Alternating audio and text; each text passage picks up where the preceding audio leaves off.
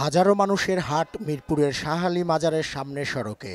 বাড়ি বাড়ি ঘুরে পাওয়া মাংস নিজেদের জন্য রেখে বাকিটা বিক্রি করছেন অনেকেই। তারা কম দামে মনে করেন যে সাধারণ লোক আছে তারা মনে হচ্ছে কম দামে পাচ্ছে এখান থেকে কিনছে।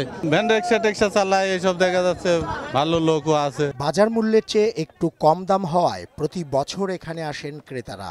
কোরবানি দেওয়া হয় নাই, টাকার টানাটানি আছে, একটু ঋণ পেন আছে, এই কারণে দুইটা বাচ্চা আছে, টুকটাক মা আছে, মানে আত্মীয় স্বজন সবাইকে নিয়ে আর কি খাবো এই কারণে। 2 কেজি কিনছি, 500 টাকা। এখানে কম দাম দেখে আসে।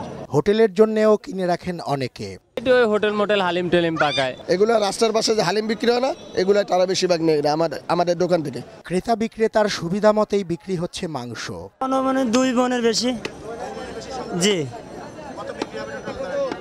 টোটাল তাও প্রায় 10-12 হাজার। গার্মেন্টসের চাকরিজীবী যারা করে তাদের মধ্যে দেখা যাচ্ছে যে তারা কেনাকাটা করে আর এরা নিয়ে এসে বেচা কেনা করে। কোরবানির কারণে বছরের একটি দিন গরিব মানুষরা যেমন খেতে পাচ্ছেন মাংস, তেমনি এর উদ্বৃত্ত অংশ বিক্রি করে তারা আর্থিকভাবে হচ্ছেন লাভবান, আর এর মাধ্যমেই পরিপূর্ণ হচ্ছে কোরবানির মাহাত্ম্য।